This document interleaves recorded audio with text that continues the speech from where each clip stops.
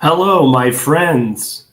We are live in five. Well, sorry, you have 5 minutes in order to find your Bibles and join us. We are going to be going through another thrilling chapter of Second Samuel, where this time we're going to be talking about the death of Absalom, which is going to be good. I know Yoav is going to be excited to pull up all the problems with this chapter. We got Yanni saying that trees don't exist. All very, very thrilling little bits. So I'll see you guys in 5. The link will be in the chat.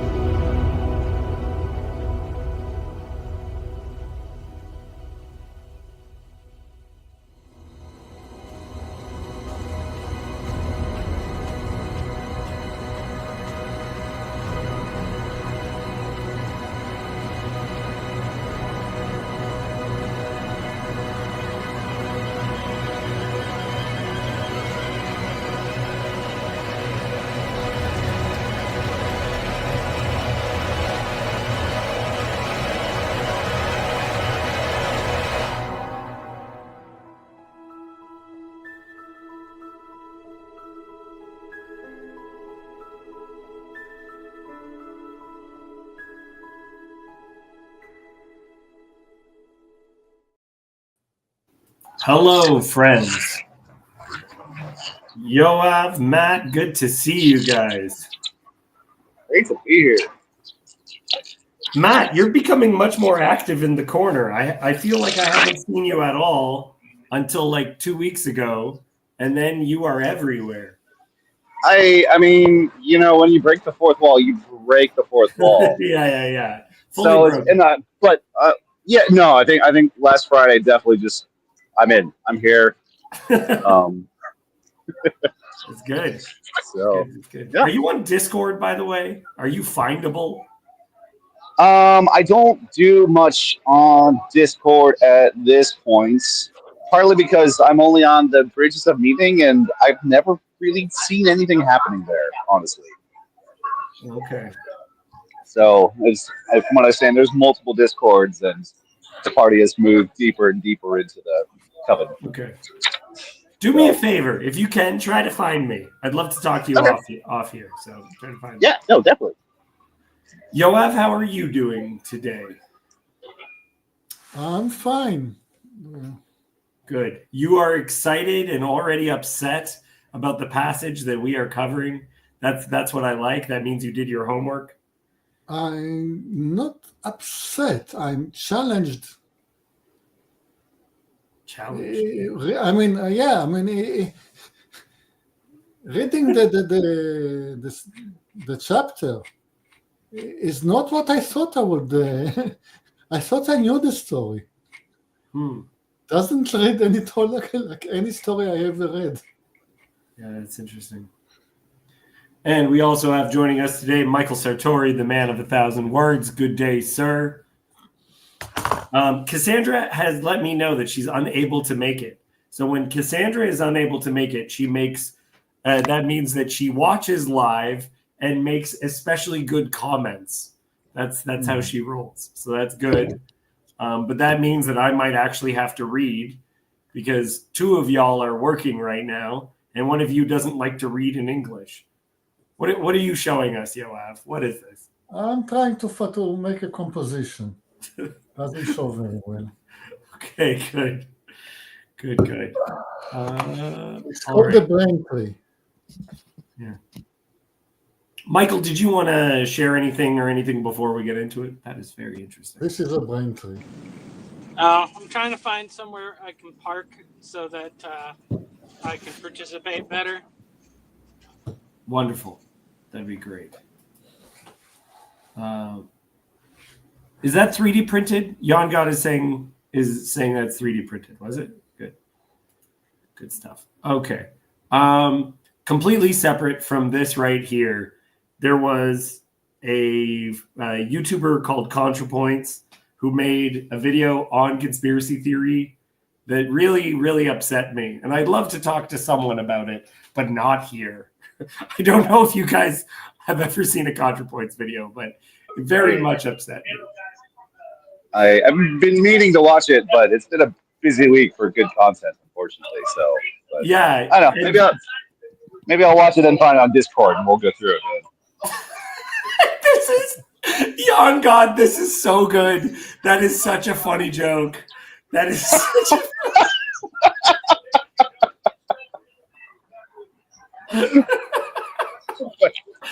okay. Yeah. Okay, let's get to the passage. I'll start reading. Maybe we'll do a separate stream about that one to talk about it. But okay, I will read. I didn't share it. Let me share my screen.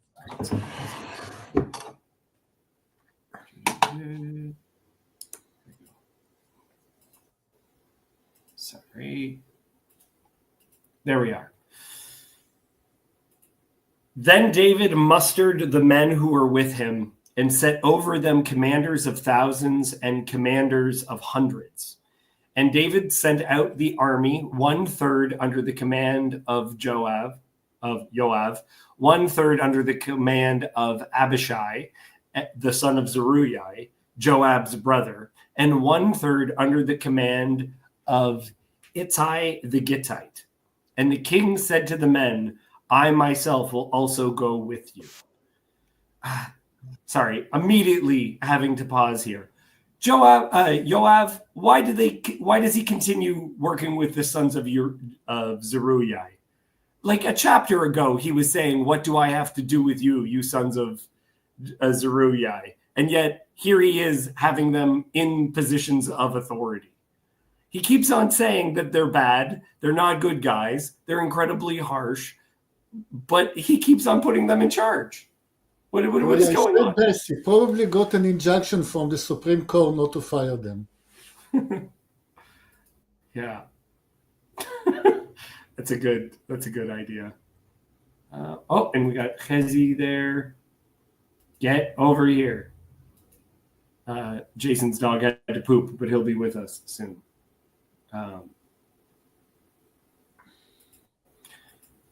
Any other thoughts regarding that, Yoav? In all seriousness, what is the deal with continue to working with them? They're just really good warriors. That's it.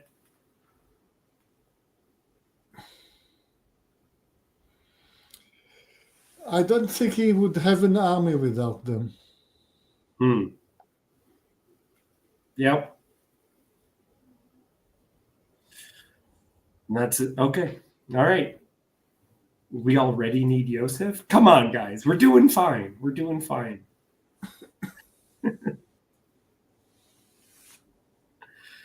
But the men said, "You shall not go out, for if we flee, they will not care about us. If half of us die, they will not care about us. But you are worth 10,000 of us. Therefore, it is better that you send us help from the city." The king said to them, "Whatever seems best to you, I will do." So the king stood at the side of the gate, while all the army marched out by hundreds and by thousands. And the king ordered Joab and Abishai and Ittai, "Deal gently for my sake with the young man Absalom." For all the people heard when the king gave orders to all the commanders about Absalom. Pause there. Any thoughts? Yes, it's like in The Godfather.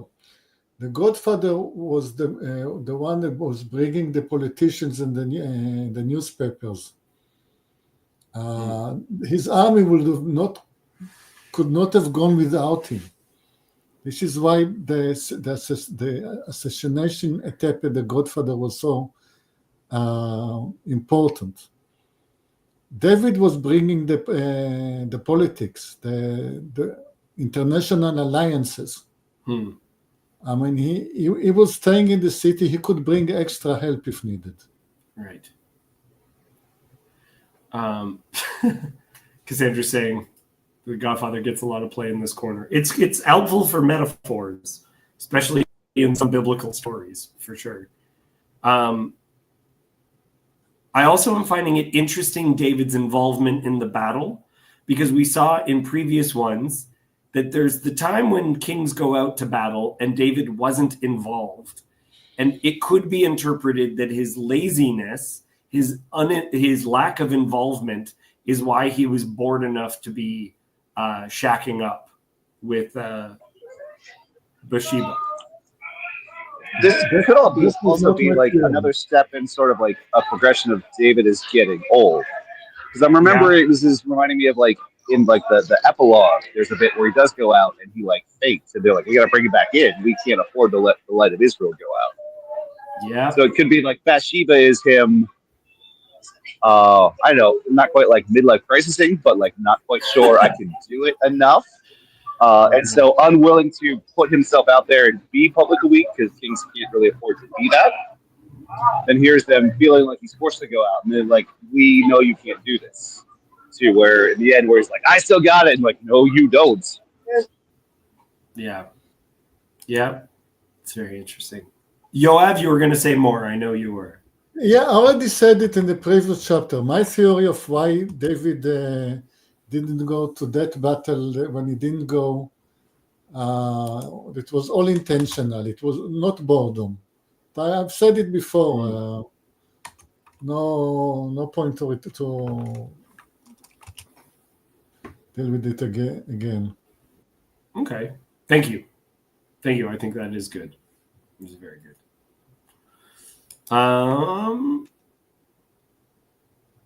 Okay. But he also leaves them with the message, deal gently for my sake with the young man Absalom. I want him alive. And that the people witness this, because this is going to become a major issue within the text. This is part of the drama. Dawn, lull midlife crisis, comes with a big gold chain and brand new convertible chariot. That's pretty funny. No, it's Absalom with the convertible chariot. That's a good point. Yeah, he does. Starts flexing, showing off. Yeah.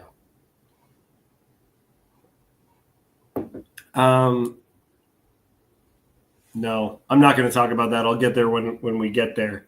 There's a theory that kicks around that when David is super old,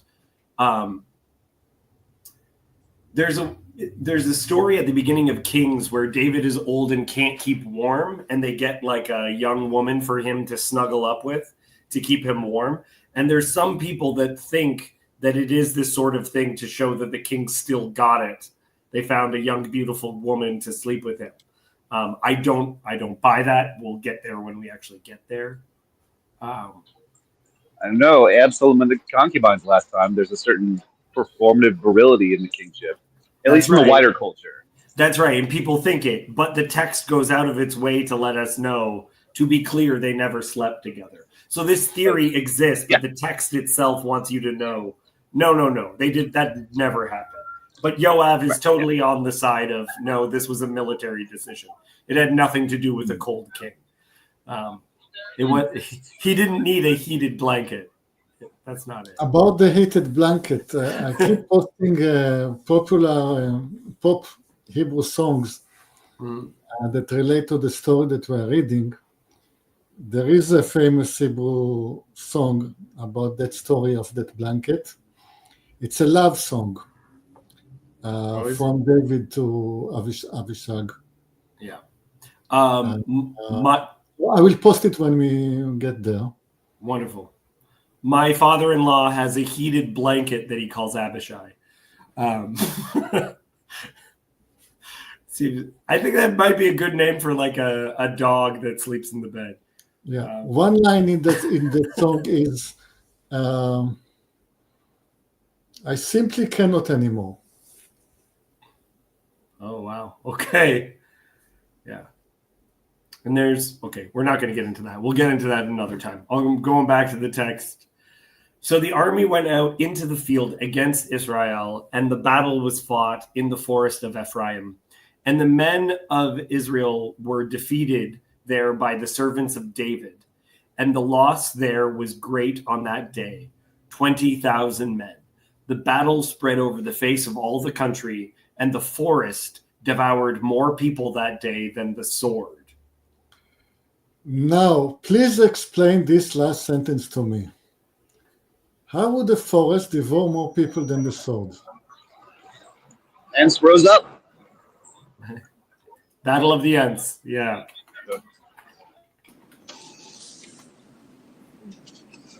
Is that? I guess forest is a wild place with wild animals, but also it's a good place to desert.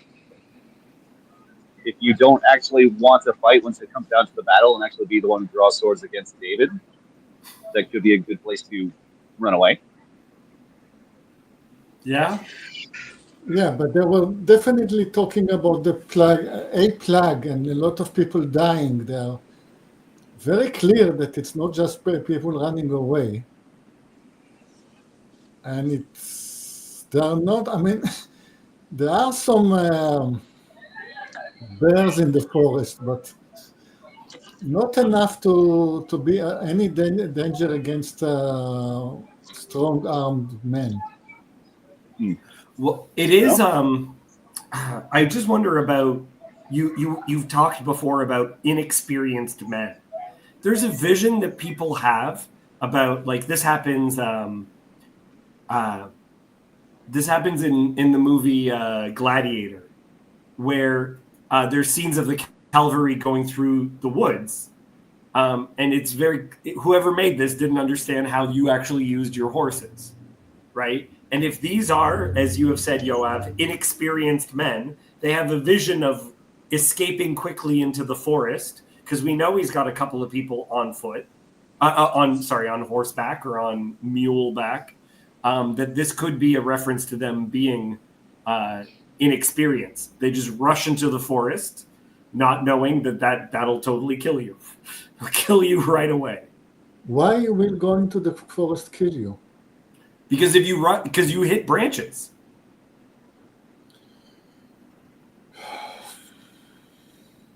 People have a vision that you can just run through the forest, and you actually can't, especially not on horseback. Or other possibility, this is where, like I've heard before, that we lost more people to dysentery than we did to battle. And so whoever made the best latrines oftentimes in a battle are the ones who survived. Could just be they are now in the wild place and it goes bad. That is an interesting detail. Do you have a theory, Yoav, or are you just wondering? What famous battles do we know that were conducted in forests? There were ambushes in forests, but battles are always conducted in fields. I just don't get the story at all. Battle of Teutoburg Forest. Bunch of Romans died.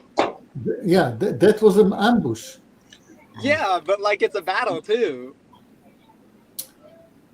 Yep. Worth noting that again at the end of our chapter, our main antagonist does get devoured by a tree in the head. So that's a good point. Could just be like you get hung up enough that, well, again, that devoured word is pretty strong. So I know my best assumption is like it's just there's wild animals in there that they weren't ready for. Mm-hmm. I like Don enjoying your side. Michael, do you have any theories about this? About the forest devouring more people that day than the sword? I mean, I don't know. It must have just been a pretty dangerous forest. I mean, I don't know. Could be. It can be boggy. Forests can be very boggy. Not good for people. It is interesting that like with that verse, like the land, the kingdom itself is in a sense like voting for who it wants to be king. The forest implicitly supports David over Absalom. The forest of Ephraim is not boggy. It's karst land. It's rocky. Interesting. Okay, so it's like wilderness, like waste, and was it tohu wavohu, desolate?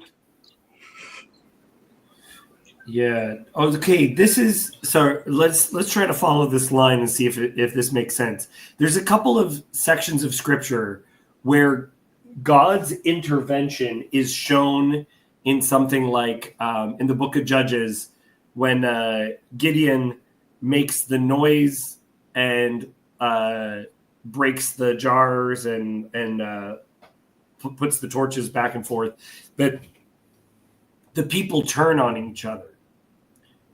So it may be a way of showing which side God is on, because there seems to be like a question as to how badly God wants to punish David. Because I think the overarching thing is that this is all because of his sin.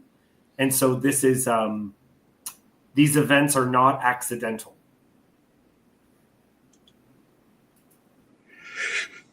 Thank you, Jacob. It's more consumed than devoured. Yeah. Cassandra's saying the same thing. The forest winning the battle implies greater powers than David's. Jason, do you have any thoughts on this? No, I feel like I did at one point in my life, but they left me. I don't know. Like I feel like that because that's such that verse has always stood out to me. It's so intriguing. It's just kind of badass. But then, like, so I know I've thought about it quite a bit, but I don't think I've ever really come up with anything here. You know. And you're up for the for like a magical interpretation. Would I be wrong? Right? Yeah, I'd be up for that, or like even some sort of symbolic interpretation too. But I don't really know. I mean, I don't really know where to go with that though. Like I know when the what is it? Does it talk about the wilderness swallowing up people when the children of Israel leave Egypt? I know it talks about. I think Pharaoh says something that they're bewildered, like while they're in the. It's not a forest, but it's a wilderness. I guess kind of the same thing. There is I mean, okay. Rashi says in Targum Yonatan says it's the wild beasts of the forest, and I was just about to bring this up. There's a man who disobeys God in Second Kings, First Kings, one of the Kings, Second Kings, and he is found to be mauled by a lion who then does not eat him. And yeah, it's like, and the lion is not interested in eating him at all. And we also get this very strange reference to the Samaritans that there becomes an overabundance of lion attacks. It's like as the people start turning away from their god, it's like nature itself is rebelling. Um, yeah. Cassandra, It could be that. turning your enemies into compost goes hard. It's kind of like the hornets when they go into the land of Canaan or something. And God says, "I'm going to send hornets before you to That's drop a the great Canaanites." That's a great example. It's a great example. Even the bugs are going to hurt them. Or in Deuteronomy, it says, like, if you guys are disobedient, then this ground is going to be like iron. It's going to, it's not going to be, it's not even going to be easy to dig a hole, right? That's how bad it's going to be. Oh, yeah, like Lord of the Rings. That makes sense. Yeah. David, when young, was able to fight single-handed the lion and the bear, and an army full of armed men could not handle the wild beast of the forest. Mm-hmm.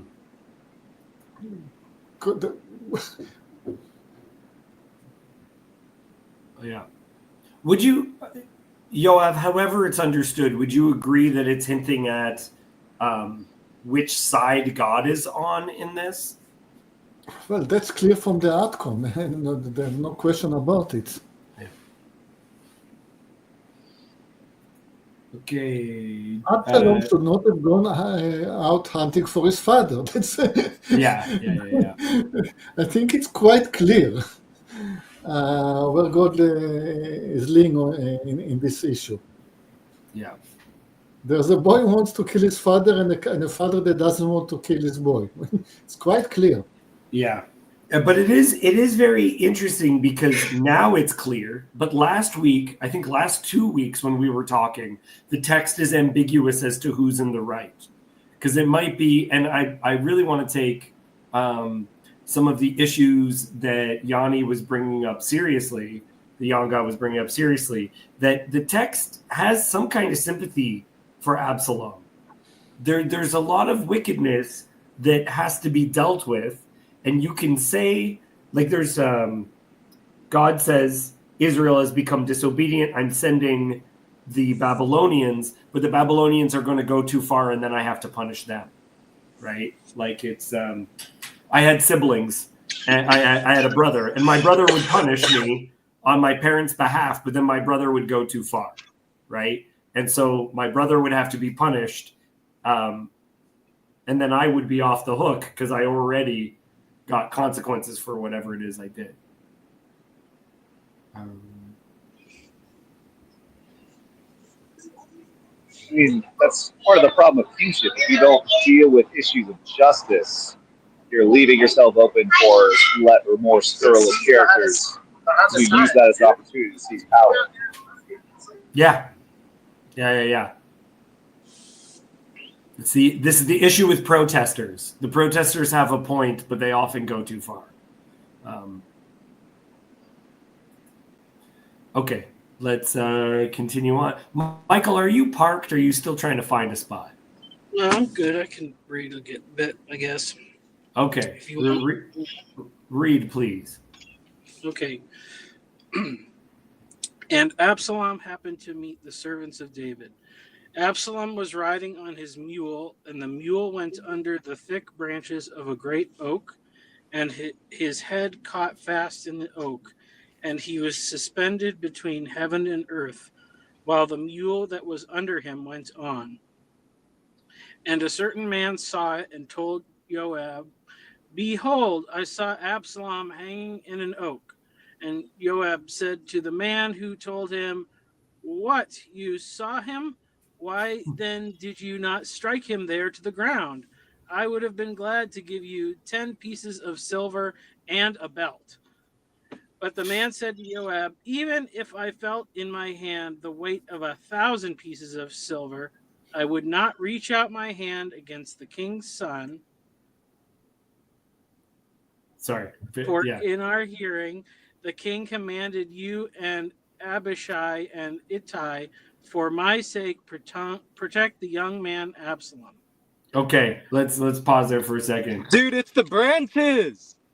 It's the branch. Yeah. So this is part of the point that was brought up by a couple of different people, and I think even by me. The branch is catching people. So this we have one example of the trees devouring someone. Any other thoughts on what just occurred? I know So Joab, that you have thoughts that on the oak. Okay, sorry. Go ahead, Matt. Go yeah, ahead. yeah, that certain man paid attention to David and how David conducted himself with Saul, and also how he treated those that touched Saul. Thinking of at the very beginning of 2 Samuel when David kills the messenger who claims to have killed Saul for touching the Lord's anointed. Mm-hmm. This is the guy who's like, okay, David is serious about this. It doesn't matter how much money you can pay me. This is sacred. This man is untouchable. This is a very good point. This title of a certain man, it feels a little bit like Once Upon a Time, like it's almost like an archetypal character. I mean, in the New Testament, that's how like half of the parables start. A certain man had a sheep. A certain man had a... Right. Yeah. The Onion used to do it with local man. Yeah. Okay, about trees. The native trees in Israel are a society of mainly two kinds of trees, oaks and pistachia. And if names did not change, then the tree is not oak but pistachia. Do you want to talk? Do you have? So in you can say it. Do you know how pistachios were used in the ancient world? Yoav, is that what you're getting at? No, it's not the same tree that gives you the edible pistachios. It's a relative. It's a relative. Okay. There are several kinds of them. Some 3 or 4 types of them anyway in Israel. So as best I understand, there's a theory that the pistachio tree was used as a sacred tree. Both of them. It's easy because the Hebrew name for an oak is Alon, which comes from the word God, El. And the tree mentioned here is Elah, which is also comes from the word God. It's a god and a goddess. Mm-hmm. And both of them are making the Israeli original forest. And there's some theories that kick around that something like, so this is more an almond tree, but this is a pistachio tree. It looks similar to menorah, and some people even think the menorah or like it was used as a sacred tree, and so the idea it's like if you're watching a movie that have witches in it and a black cat makes an appearance. That means something. In this time and place, a pistachio tree killing someone is basically divine intervention. As a possible interpretation. Yes, as well as the trees killing 10,000 people. Yes, it is divine intervention, no doubt. Yeah. Which divine is intervening, though? That's a good question. Oh, and I'll go back to the picture that Matt I thought looked like you. This is a great depiction of the event. Cassandra, thank you very much for the callback to Macbeth.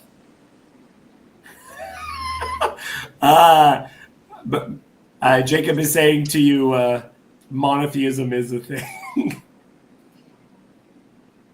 I think I know what you mean, though, because there were other entities that were associated with the pistachio tree, not merely Hashem.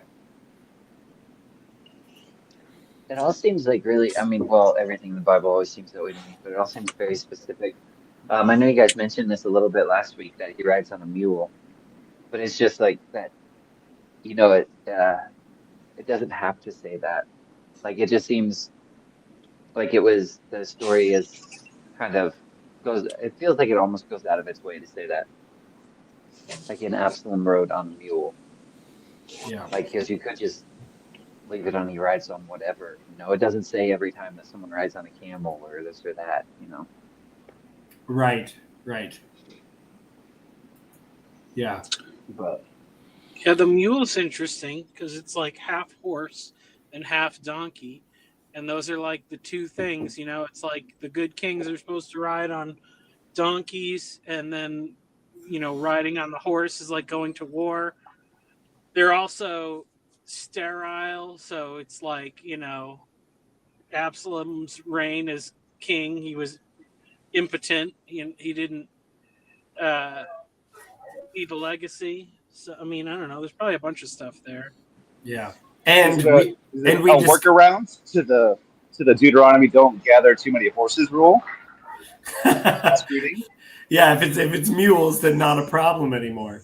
But also like as a picture, because like the mules they're ridden by royalty throughout the book, right? So him getting caught in the tree and the symbol of royalty running away from him.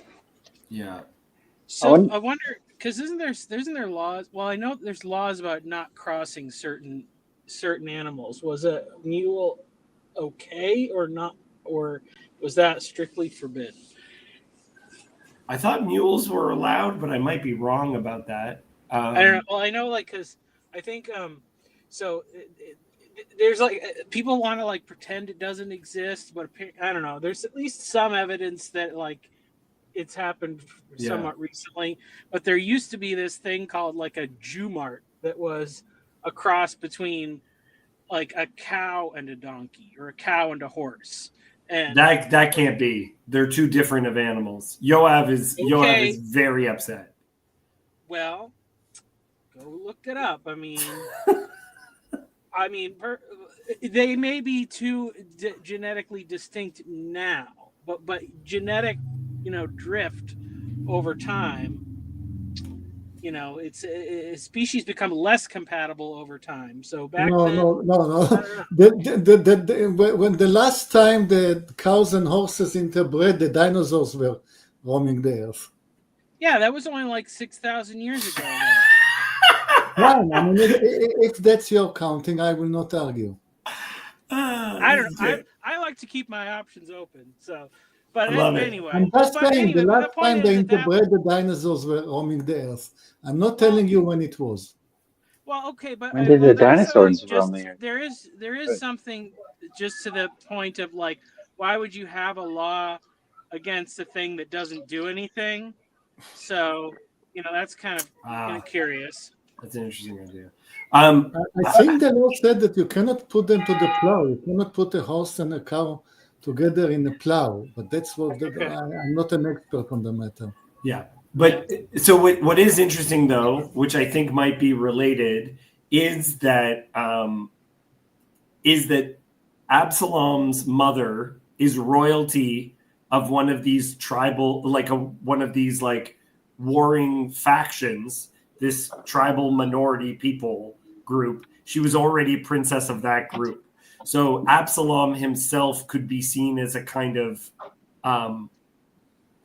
as a hybrid figure that, or even there's so many links to Saul that's being made in this last little bit that there's without a doubt kind of an overlap in this. But to get back to the text as well, him being, I know that Yosef disagrees with me, but I know I got Jason on my side. The the cursed be anyone who's hung on a tree. Even if you say it's the person that does the hanging that's cursed, arguably it's Absalom that hangs himself then. He catches himself on it.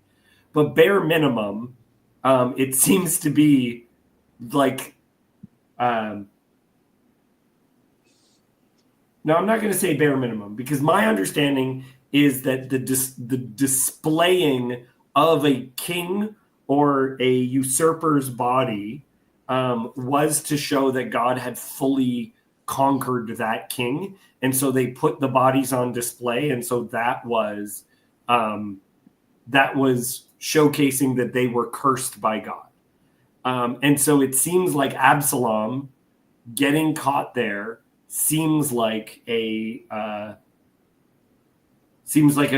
figure who is being cursed.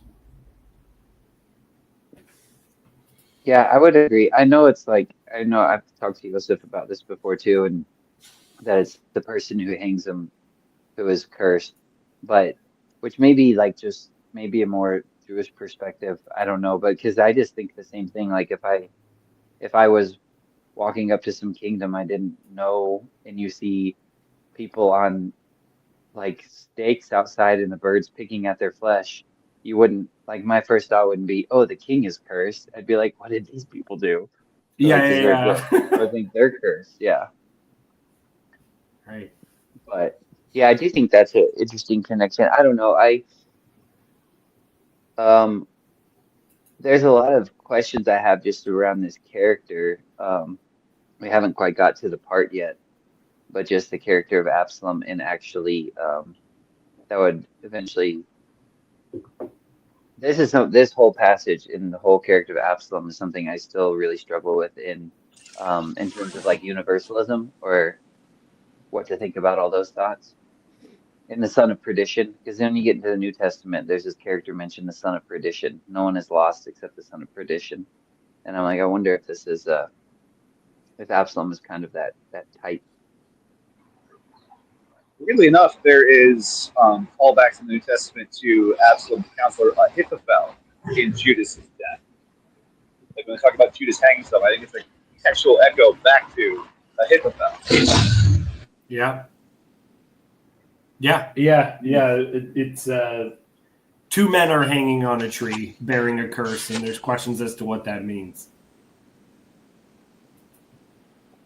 Somebody asked about the forest of Ephraim. And yes, again, it it doesn't make sense, because David ran to the other side of the River Jordan. It was east of the River Jordan. To have the battle in the forest of Ephraim, he has to cross the river back and climb up on the mountain. So Absalom did not meet him crossing the river, didn't meet him when he had to climb up the mountain, but at the battle, when he's already up on top of the mountain, right. I mean, it's the military blunder of the century. And where is this Ephraim forest anyway? Because Ephraim was the firstly settled area. Yes, there was still a lot of forests in Israel at the time, but they have begun settling firstly from the land of Ephraim. And this would be the place where they mostly cut out the forest. There wouldn't be such a giant forest left in Ephraim. Maybe to the north of that, maybe in Hebron, but not in Ephraim. Just cannot see the picture at all. Interesting. Okay, yeah, go ahead. Oh, sorry. The one thing about him hanging there too, I was just wondering if anybody's connected it to Ezekiel ever, where because doesn't Ezekiel, God picks him up by the hair at one point because he's got long hair. So it just kind of that popped in my head. I don't know what the significance of that would be, but just That sounds. I don't remember that. and then Ephraim, is there? I wonder if that's it. There's a psalm where it talks about. I thought it was in the woods of Ephraim. Where is that? the where David does he find them? I'm trying to think of how this ties together. Where does he find the place to build the temple? That would be in Jerusalem, right? Not in Ephraim. Yeah. Where did Abraham take Isaac? That is okay. No. So That's not something else. it's unspecific. It's possible to interpret it as Jerusalem, but it's like a range. It could be a variety of places in that area. Okay, because there was just a psalm, and it's like we heard of it in Ephratah or something. We found it in Yeah. the fields of the woods, and it was talking about finding a place for God to have His name there. So I didn't know if that was the same place or not. But anyway, continue. Sorry. Yeah. Yoav, I'm going to let you use. I think you had one more thing to say, and then we'll continue with the text. Go ahead. Oh, you want me to say one more thing? It sounded like you wanted you to say one more thing. Okay, Young God says that it's all actually Greek fan fiction translated to Hebrew. No. Such a battle with so many people dead is not invented. It's a story that people were reciting from one generation to the next. I think the editor of the book were having difficulties fitting the pieces to the puzzle together, because a lot of time would have need to pass. I mean, David would have need to return and to organize himself, and there was a battle. Probably took some years until some kind of a final battle in the forest. Didn't happen immediately after David ran to East Jordan. And I'm really personally not sure that it really this piece belongs here. I think there was this inheritance battle between David and Absalom, and there was this battle. I don't know if they really fit together. Maybe there are two pieces that somebody put together later. But definitely not Greek fan fiction. Yeah. Okay, we're gonna go back into the text. I have more to say, but we'll say it as we continue. Jason, would you be able to read for us? Jason, you haven't read yet, and then I'll get Kirk too. Don't worry, Kirk. I will get you to read after Jason. Okay, go ahead. I'll read. Do you want to pull it up on the screen? Or do you want me to just read Okay, yeah, there we go. Which verse did we leave off at? 13. Okay. On the other hand, if I have dealt treacherously against his life, and there is nothing hidden from the king, then you yourself would have stood aloof. Yoav said, I will not waste time like this with you. And he took 3 javelins in his hand and thrust them into the heart of Absalom while he was still alive in the oak. And 10 young men, Yoav's armor bearers, surrounded Absalom and struck him and killed him. Then Yoav blew the trumpet, and the troops came back from pursuing Israel, for Yoav restrained them. Okay, let's pause one moment. So this is going all the way back to the section that we were talking about before, where David made a promise. When he promised not to harm Absalom, the promise was not a hair of his will hit the ground. Right? So it seems, which he meant to mean he's not going to get hurt at all, but now is deeply ironic within this context, where it's like, okay, technically that doesn't happen. And so, but there's another aspect within this that I'm realizing as well that I've talked about before. The curse being on Absalom, with him dying hanging on a tree, to me, yes, that's right, Yanni. To me, is like, just say what his name means. It's my father's peace is hanging in the is cursed, right? To say that Absalom is cursed, that's part of him hanging in the tree. That is David. This is, to some extent, the curse on David's sin. That is like that have come, like it has fully been manifest in Absalom, whose name means my father is peace, or peace of my father.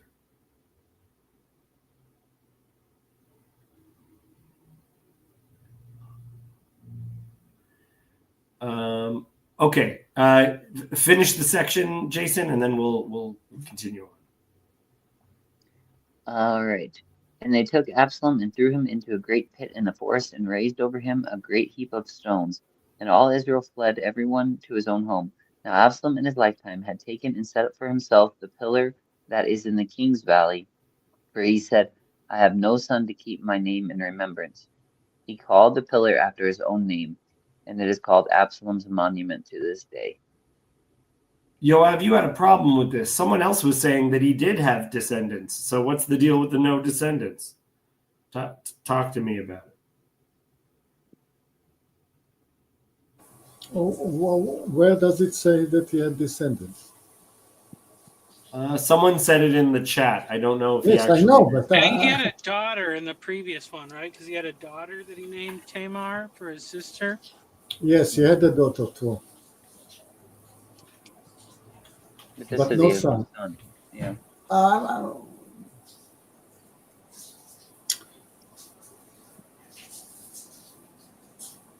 Sorry, anyone else? just find details that interest only me. We're talking about some money and a belt. What is a belt? I mean, this is not a. Why do you pay somebody 10 pieces of silver and a belt? Do I know what a belt is? And also, he had 10, 10 arm bearers with him. You don't need 10 to carry his armor. It means that it's some kind of a title or a profession or a role in the army. Just details. So I need to check this, but it says 2 Samuel 14, verse 27. There were born to Absalom 3 sons and 1 daughter, whose name was Tamar. She was a beautiful woman. Okay, so why does he say I have no son to keep my name? That is an excellent question. Possible his sons took up arms with him and got devoured by the forest. Everyone's dead. By the way, there is a monument called the Monument of Absalom in Jerusalem, east of Temple Mount. It used to be quite famous, but I haven't heard of it in the last 20 years. Do you think it's legit? No. Okay.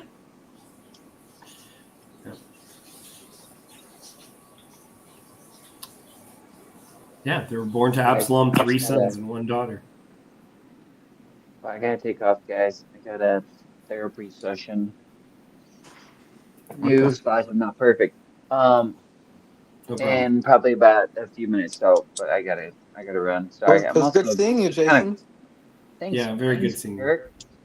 Yeah, sorry, I'm just kind of quiet this time, too. I'm only going on a few hours of sleep. Come on so- stream more. I miss you. I'll try. Yeah, I'll try. Thank you. That means a lot. Yeah, well, keep going, guys. I'll definitely listen in later. So thanks for letting me join for a while. Good. Thanks for coming out, Yeah. Jason. I really like Cassandra's point here. Absalom's pillar is performative virility. That is what a pillar is. Okay, Kurt, do you want to read for us? Sure. Starting at 19, then going to Yes. the end. Okay. Then Ahimaaz, the son of Zadok, said, let me run and carry news to the king, and the Lord has delivered him from the hand of his enemies. And Joab said to him, you are not to carry news today. You may carry news another day, but today you shall carry no news, because the king's son is dead. Then Joab said to the Cushite, go tell the king that what you have seen. The Cushite bowed before Joab and ran. Then Ahimaaz the son of Zadok said to Joab, come what may, let me also run after the Cushite.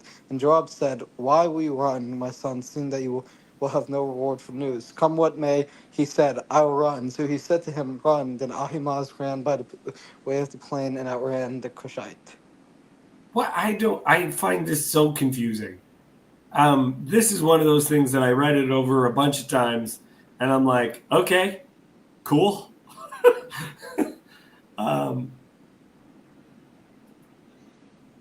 Yoav, do you have any theory about this running business? What is with the running?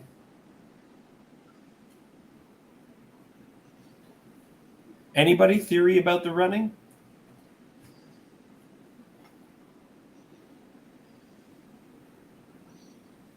No. I don't know. Is it about the running or is it about the messenger? Well, he tells you. Obviously, The messenger who brought news of Saul's death and suffered for it because he took credit for killing Saul. Oh, that's good.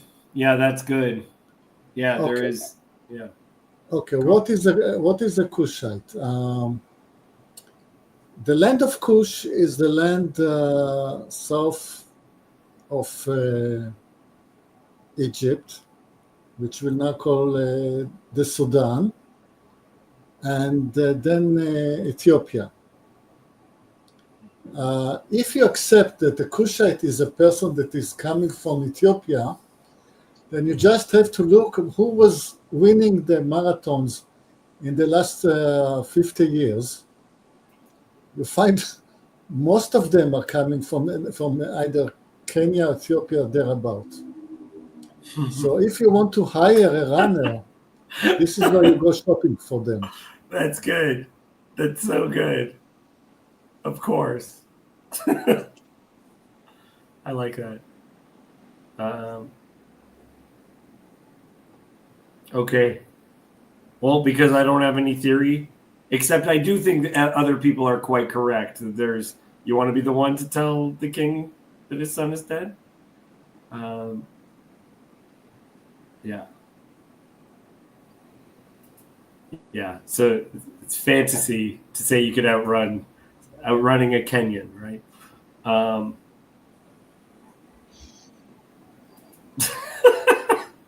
Okay. Could I get you to continue reading, Kurt, for this next section? Sure. Now David was sitting between the two gates, and the watchman went up to the roof of the gate by the wall. And when he lifted up his eyes and looked, he saw a man running alone. The watchman called out and told the king, and the king said, "If he is alone, there is news in his mouth." And Slow down, Kurt. People are watching this on times 2 speed already. Okay. Okay. Start again. Go ahead. Now David was sitting between the two gates, and the watchman went up to the roof of the gate by the wall. And when he lifted up his eyes and looked, he saw a man running alone. The watchman called out and told the king, and the king said, "If he is alone, there is news in his mouth." And he drew near. Okay, now I can't hear you at all, Kurt. It's very important that you enunciate. Okay. Can you hear me? Okay, Michael, will you read this section to show Kirk how to do it, and then Kirk, you're going to do the section after. Okay. I can read, but okay. Okay. This is your last. This is your last chance. Okay. Okay. Please go ahead. Starting from 25. 24. Still start Okay. from 24. Now David was sitting between two gates, and the watchman went up to the roof of the gate by the wall. And when he lifted up his eyes and looked, he saw a man running alone. The watchman called out and told the king, and the king said, "If he is alone, there is news in his mouth." And he drew nearer and nearer. The watchman saw another man running, and the watchman called to the gate and said, "See another man running alone." The king said, "He also brings news." The watchman said, "I think the running of the first is like the running of Ahimaaz, the son of Zadok." And the king said, "He is a good man and comes with good news." Okay, good. That was great. Thank you. I must interject here. You know, the holiday of Pesach is coming in 2 weeks, and then we have to read the Haggadah. and you have to read the Haggadah. It's quite a long text before you eat anything. And you will be amazed how fast we can read this text. Mm-hmm. Yeah. That's good. That's very good.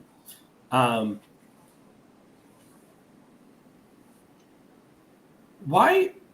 Sorry, no. Let's not get in there. Don is saying, Kirk, that you drink Monster. Do you drink Monster Energy drink? You had it before? No.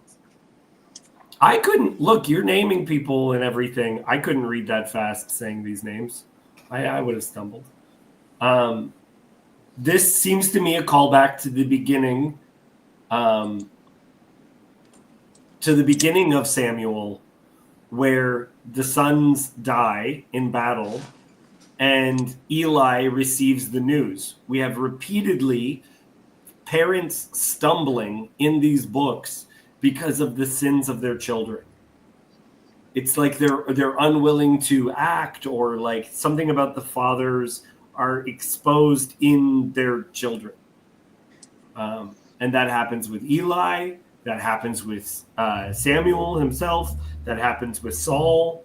And so a callback to Eli seems like it's wanting us to connect these stories.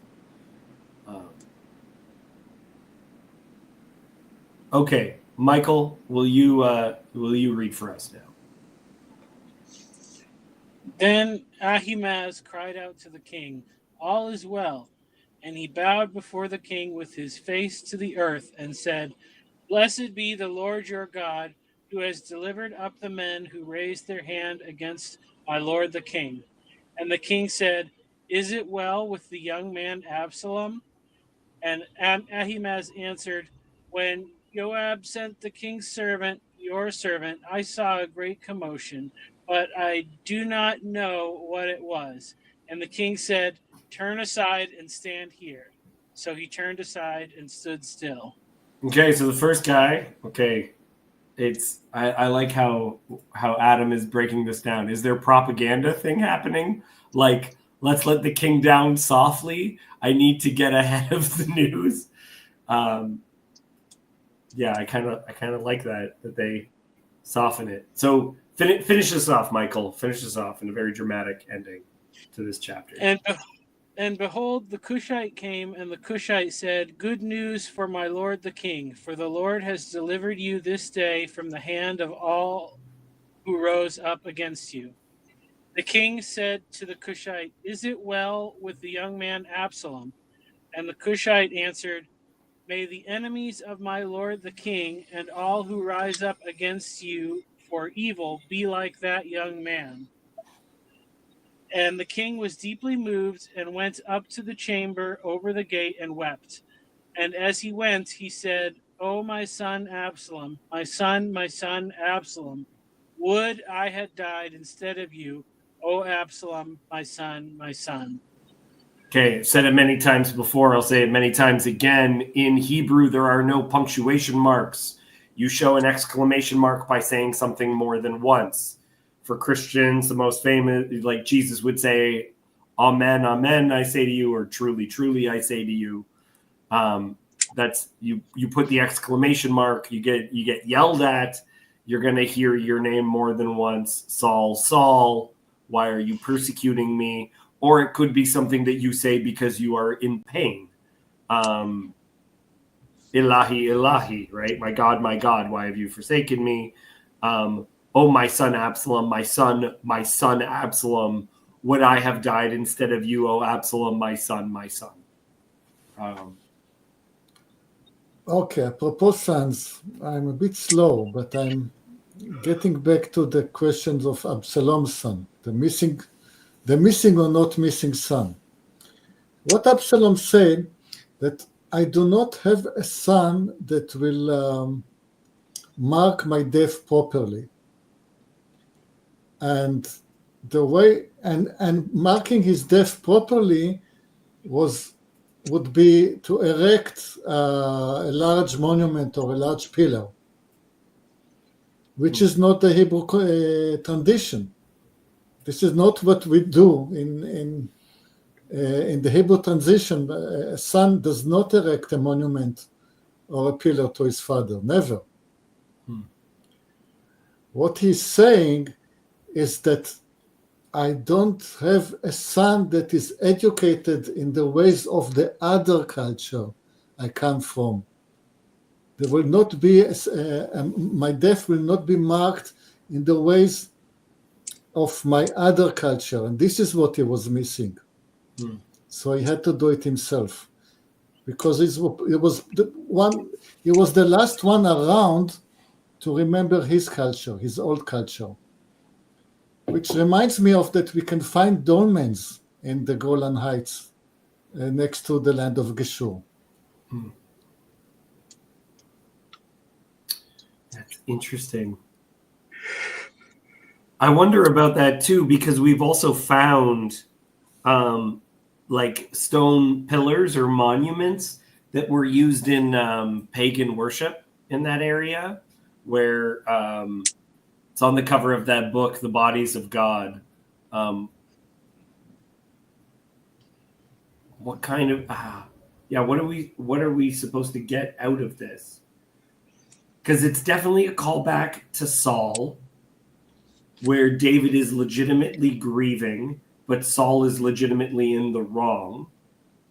And it seems to be trying to showcase David being good in the way he grieves for this person, whether or not they're in the right or in the wrong. It's like the importance of the king as a unifying figure includes him crying out for his son. I also found it interesting. I don't think I mentioned it all the way up at the top when it's speaking of David's people versus Absalom's people. It describes it like Absalom's side is described as Israel. And the importance of calling Absalom's side Israel is that Judah and Israel will become the divisions of the nation.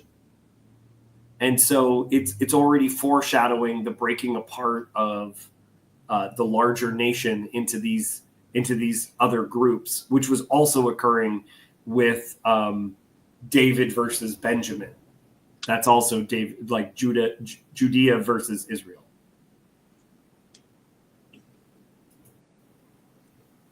This is good. David is using foreigners, basically mercenaries, hence servants of David and not people of Israel.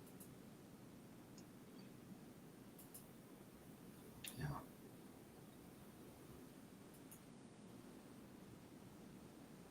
Any other comments there? Yeah, it is interesting just to see how, like, I wonder, like what David's learning from this whole thing, in this journey of like his fatherhood with these different children, and how their personalities and whatnot, like have been reflections of the women, maybe more so than himself, and kind of contrasts with Solomon because by the time Solomon's on the throne or whatever, it seems like he has several more children with Bathsheba. So it's like Bathsheba is the woman that he has like this real parenting relationship with. And, it just, so maybe the better fruit is maybe partially better selection of wives and also like him being more involved. But because he's so hands off, even like with not knowing what to do about Amnon, it's like he loves his children, but he loves them from a distance. He doesn't have intimacy with them. That's interesting. Well, in the next chapter, it is very interesting. And Yoav, to me, one of the things that's so upsetting when I'm rewatching a series that's about David, and Yoav is not. I'm so glad you are here, Yoav, representing Yoav as a character, because he is so central to the narrative, and he oftentimes doesn't make it into dramatic representations, and he is such an important figure, who is, like it's what needed to be done, guys. It's what needed to be done, and there's like. But he's a rebellious figure on one side, but he's also, you could say, too loyal to what the king needs as opposed to what the king wants. Yeah, which is what Yanni is getting at now.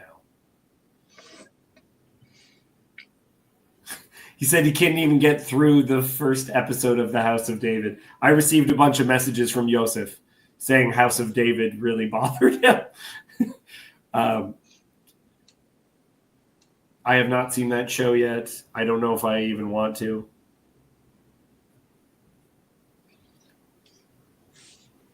Sartori, did you see House of David? No, it's on Amazon. No. Looked a little interesting, but not very.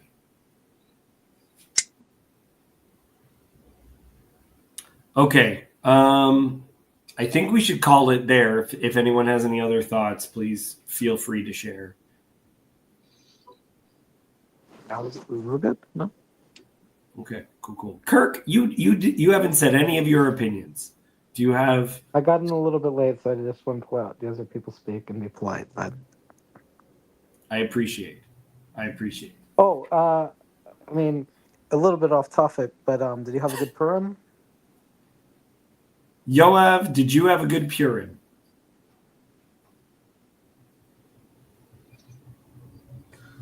Yeah, I mean, reasonably well. I survived it. That's one thing. I'm not the kind of person to go to parties, but some of my sons who are more party animals had quite a few. That's good to hear. Yoav, do you celebrate? Do you have a big celebration for Passover? Because I know you've talked about you have your level of religiosity, but I don't know what it's like being in Israel. Well, the evening of the Seder is mandatory. Everybody does it. I mean, it doesn't matter if you've never seen a synagogue in your life. Mm-hmm. Everybody's doing the Seder. But 2 days in, are you still eating unleavened bread? I like matzah. I really like it. I eat it all the way to Shavuot. I don't know anybody who likes matzah. I don't know anybody. I like matzah. So I used to do I do nachos with it. You know, you broil some cheese on top, eat some salsa with it. It's real good. Are you going to do anything? Did you do, well, first of all, David, did you do anything for Purim? I did not. Are you going to do anything for Passover? Yes, I am. But I am hesitant to talk about it on the channel because it is controversial that I do it. I don't think there's any problem halakhically with the Noahide doing like Passover. Yes, it is, because it's related to the Afikomen. Oh, okay. Not going to fully get into it. Yeah. But you know what? No, I'll get into it. You guys know. People know. I'm a Christian. I believe that the Afikomen is what Jesus said is supposed to be his body. I am not Noahide. I know, but when I said Noahides are allowed to, what I mean is non-Jews are allowed to, because I'm talking from my perspective. Yeah. But you're not allowed. You're not allowed to eat that. Must be an olive-sized piece of matzah at the end. Thank you, Jacob. David is a Trinitarian, basically a Hindu.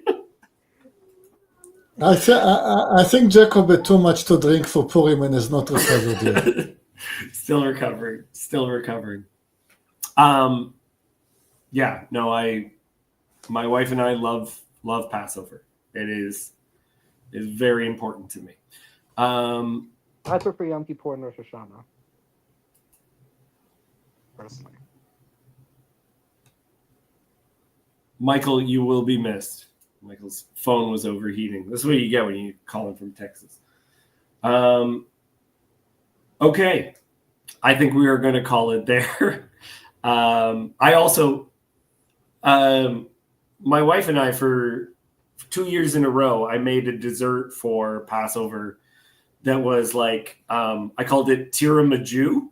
It was, I soak a piece of matzah in coffee or like espresso, and then it's layers of like ganache, like chocolate and whipped cream, and then with cinnamon and the soaked things until it's like that thick, and then you got to leave it for days, like at least a day, for it to fully soak in and to be soft. Yeah, That sounds Yeah, delicious. I approve. It's quite good. I approve. Yeah. But do you approve of me calling it tiramisu? Well, if it is cultural appropriation, whose culture? Yeah, this is a very good question. This is what tiramisu happens. Italian? Is tiramisu Italian? Yeah, tiramisu is Italian. Not just coffee, a little bit of liqueur too. Tiramisu, you're supposed to put a little bit of rum in there too. So a little bit of rum, a little bit of coffee, or coffee liqueur. That's how you make it. Well, Good. I somewhere grew up between around some- Italians. I don't know. Yeah.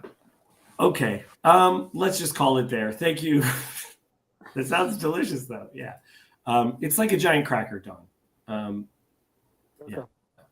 Rum, brandy, whatever. Okay. Love you guys. Thank you so much for coming out. Kirk, great to see you.